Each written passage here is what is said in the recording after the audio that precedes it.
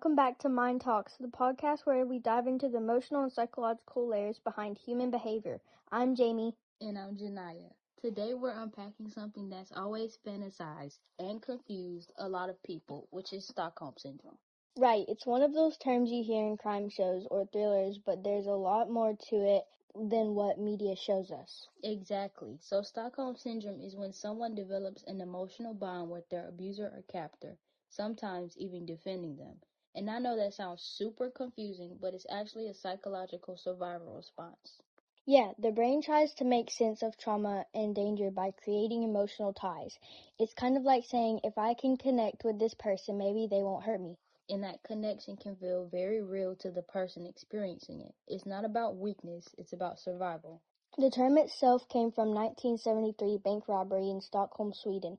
Hostages were held for 6 days, and afterward they refused to testify against the robbers. One even got engaged. Yeah, that story always shocks people, but it just shows how deep the emotional response can go when someone's stuck in a terrifying situation. Now, you're a writer, and your upcoming book is Stockholm Syndrome, right? Yep. So your book is actually about Stockholm Syndrome? Actually, no. It's just how my main character feels about being with the antagonist. The story itself isn't about someone literally developing Stockholm Syndrome. It's more about how Erin, the main character, feels emotionally trapped in a relationship with someone dangerous.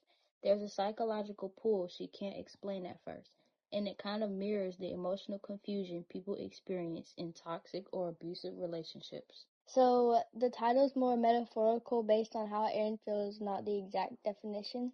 Exactly. Jackson, the antagonist, comes off as charming and safe, but he's actually the person causing all the chaos in her life.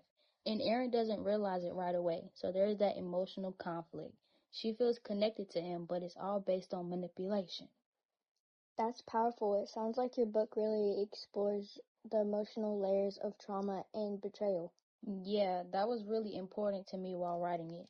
I wanted to show how complicated it can feel to care about someone who ends up hurting you, and how hard it is to untangle yourself from that.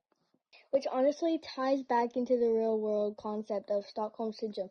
Even if your story isn't literally about it, it still speaks to the emotional confusion that comes with unhealthy relationships and situations. Exactly. It's not black and white. People stay in bad situations for reasons that are deeply emotional and psychological. That's such an important message, and I think fiction like yours can really help people understand that complexity. Thank you. I hope so. Alright, before we wrap up, any advice for someone who might be stuck in a toxic relationship or feels emotionally confused like Erin? Yeah, trust your gut. If something feels wrong, it probably is. And you're not weak for caring about someone who's hurting you, but you deserve safety and you deserve clarity. Talk to someone you trust and don't be afraid to ask for help. Beautifully said. That's it for today's episode of Mind Talks. Thanks so much for joining us and sharing your story. Thanks for having me. This was amazing.